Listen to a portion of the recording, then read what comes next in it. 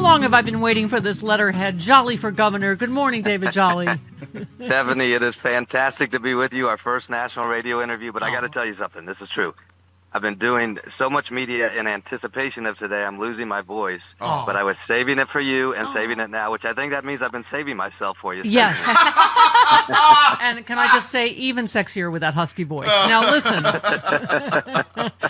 David, I loved your, your statement. You said we have an affordability crisis in Florida driven by an insurance crisis that continues to worsen in the face of neglect by Tallahassee. We've abandoned public education. We've allowed corruption to run rampant. It is time for change. Yay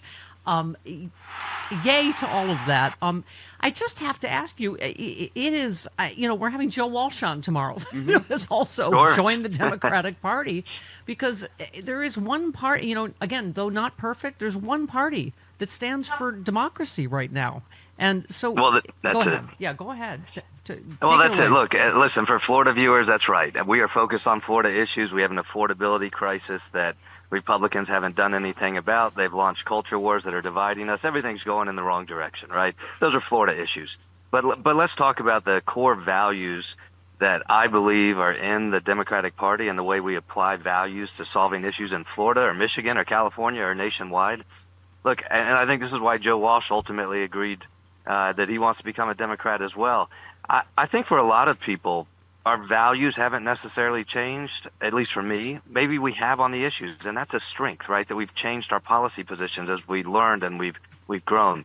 But the core values of the Democratic Party, as I see it, are a party that fights for an economy for all people, everyone, all people, an economy for all people, a government that actually works and solves problems for our veterans, our seniors, that invest in public education and demands excellence in public education, and then a party that lifts everybody up, regardless of where you were born, who you love, the color of your skin, who you worship, a party that provides dignity, equity, and parity. So those are the values, right? Now, in this cycle where some Democrats are suggesting we have to change, no, we don't. We don't have to change a single one of those values. That's who we are, and that's how we win. Yeah. I think it's just a matter of how we use those values to go solve problems and meet voters exactly where they're at in this moment in 2026. Well, I mean, first of all, the big, beautiful bill. I can't imagine you, when you were a Republican, saying, I imagine you would have said, I'm not calling it the big, beautiful bill. I am an adult. Do performative politics. Yeah. Right. Here's what else I'll tell you. You know what I love about being a Democrat? We get to accept math. Right. And Republicans don't know math. The math never works. In Washington or Tallahassee, Republican math never works. Stephanie, I co-sponsored some tax bills as a Republican that when they reached the floor, I voted against them, even though I was a co-sponsor, because Republicans wouldn't pay for them. And so, look, this theme, a lot of my critics like to hit me, oh, you've changed. Yes, I have. That's a strength. I've grown. You and I have talked about that. I have grown as I've continued to serve and work on issues. And so I'm proud of changing. But the real problem is that people won't admit that they've changed. Politicians won't. And I mean that about Republicans. The party that used to be for fiscal discipline and less debt and less government today is ready to explode the debt, explode the deficits, and they want politicians in your doctor's office, your bedroom, and in your classrooms. So who's really changed in the past decade? It's Republicans. David, now this is how you trigger my daddy issues, because I say this every day, that when my dad and Goldwater, were Republicans, you say it in your announcement, you want a government that stays out of doctors' offices and family decisions. What happened to the small government party? I mean, this is not... Look, it got overtaken by culture wars, and I think we all know the history of where the Republican Party married itself to the Christian church, really the evangelical church more than the Christian church. And listen, this is an interesting race in Florida. I come from a deep faith background and faith orientation that is deeply personal to me. I still belong to a Christian church. I don't evangelize it to others, and I don't bring it into the public arena for policy making. But count me of the millions of Americans who are church hurt that don't understand the Republican Party's marriage with the church. Because one of the things we have to do in this race to win in Florida, there are not enough Democratic voters to elect a Democratic governor. I have to go into communities that Democrats haven't before. I have to sit with the faith community and say, you know what?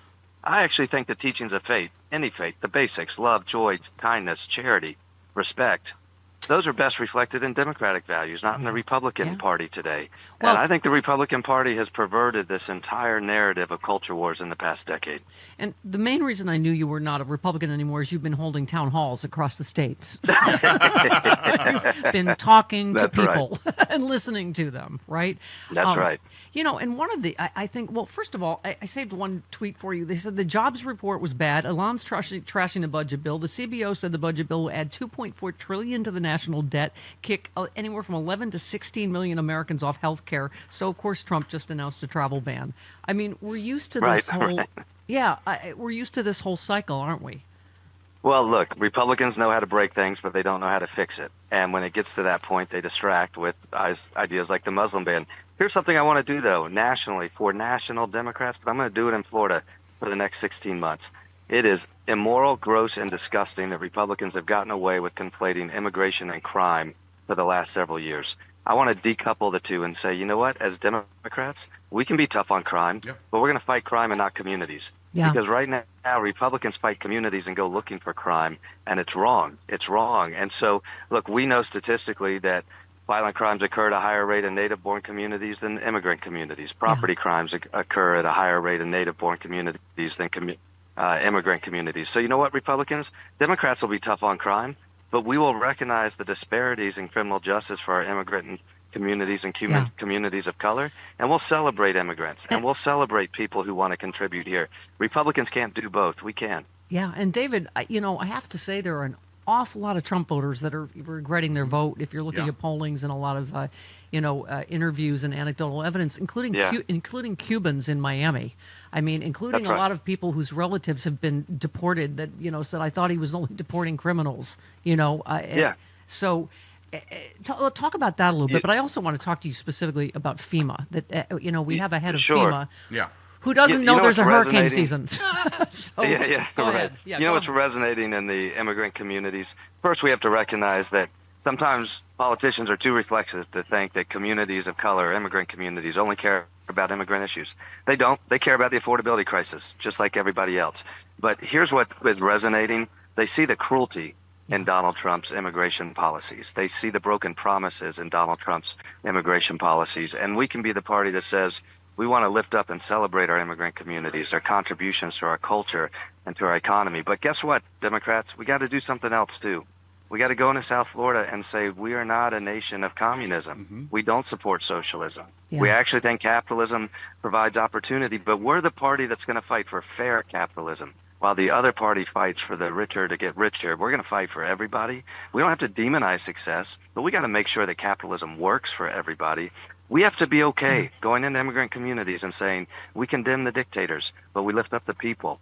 But we have to condemn socialism and communism. That's been a hard thing for Democrats to do in past cycles in South Florida. Who is it, David, excuse me, that said in this Republican bill, it's, socialism for the rich and harsh capitalism for the poor is basically what it comes down to, right? That's exactly. Look, it is creating the greatest upward transfer of wealth in legislative history. That's what this is doing. Excuse me, I was drinking some water. And the other thing is this whole Trump and Mike Johnson this week attacked the nonpartisan CBO with the usual lies, but they both affirmed its findings when Biden was in power. Right. Suddenly they don't like the math because it's going to add $2.5 trillion to the deficit and kick millions off their health care, right? They're a bunch of lying politicians. Stephanie, I've been out of office long enough to tell the truth. And look, I did this when I was a Republican in Congress. I called it out on my own team. I called it out on the other side of the aisle, too. But as you followed my career, I joined basically the Democratic sit-in for gun violence prevention after the Pulse nightclub. I was the only Republican to vote against the Planned Parenthood investigation. Where my team was going crazy, I was saying, hey, what are we doing here? Because we've lost our way. I think it's clear Republicans in Tallahassee and D.C. have lost their way. That's why in this moment, I mean this, I'm a proud Democrat right now. The Democratic values are exactly right. We just need to put them into action. Yep. Absolutely. David, and you bring up Pulse, also Parkland. I'm happy to see that you're, talking about new gun safety measures that will both reduce gun violence and protect the rights of legal gun owners. But it just, again, we've lost our mind on this issue. I mean, we just, there's got to be some common sense on this issue. There does. This is an area where when I got into politics, I probably had a a more solid Second Amendment, right-wing position on guns. Not so much. I was a Bush 41 Republican who cheered when he left the NRA. But what I do know is that the way we protect kids in schools and worshipers in their institutions and people grocery shopping is that we need more gun violence prevention. We need stronger universal and comprehensive background checks. We need to explore licensing and insurance if that actually is going to reduce gun violence. But here's the most important thing. This is hard for me to do, right? I'm passionate about gun violence prevention. I'm not a firearm owner. It is easy to look at gun owners side-eyed and skeptically, right? But we have to reconcile with ourselves that we need to talk to gun owners and say, I understand responsible gun owners are not the problem, but our gun laws are. And if we strengthen our gun laws, we're going to protect your kids just like we're going to protect ours. And that's what we're trying to get at. And I think responsible gun owners too often have been hijacked by the gun lobby. And we need to sit and have a sober conversation about how we protect kids in schools and how we protect people in neighborhoods across the state of Florida and across the country. So speaking of protecting the people in Florida, I brought it up. Sorry, I could talk to you for days, but I did bring up, that we have a head of FEMA that apparently is not aware that we have a hurricane season. How would you deal with that as governor? If you're governor of Florida right now and you have a Miami weatherman who's gone famous for just saying, I can't predict hurricanes anymore. I can't warn you anymore. They've gutted, NOAA. They've gutted the National Weather Service. I mean, how do you as a governor handle working with a federal government like that?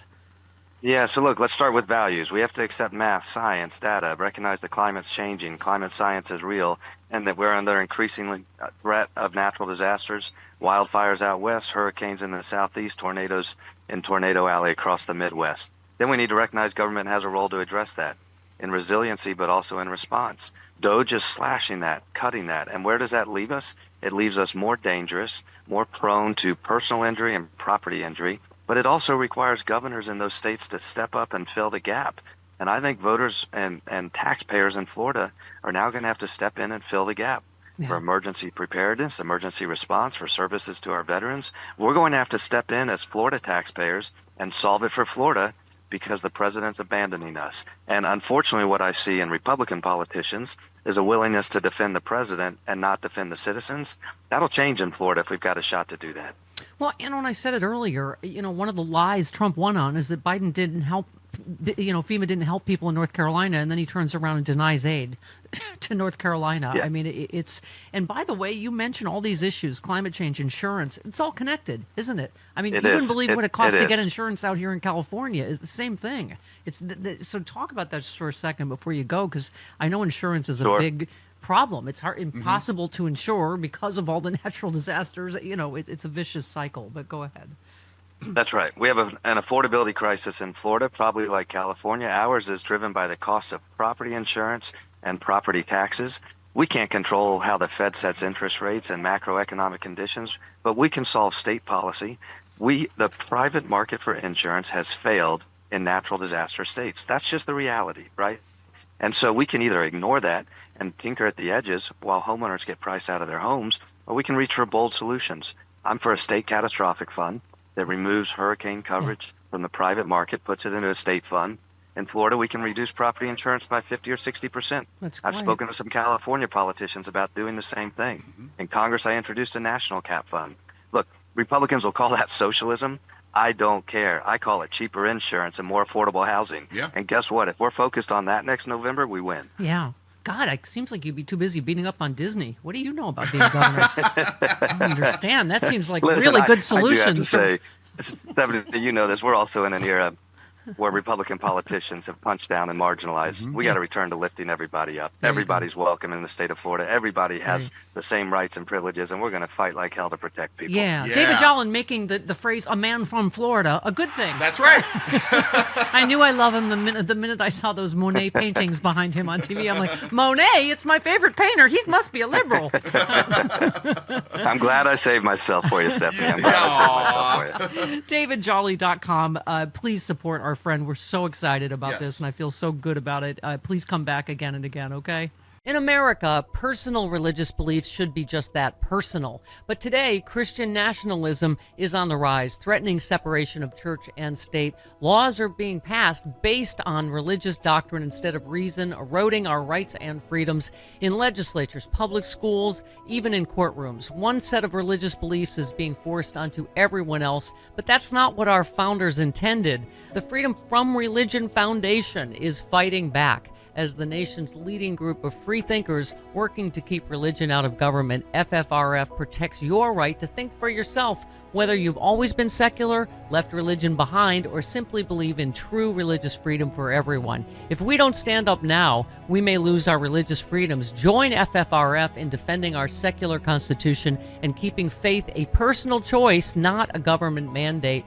Visit ffrf.us/freedom to learn more, become a member, or text my last name Miller to 511-511, because in a truly free country, no one's faith should dictate everyone's future. Text Miller to 511-511 today.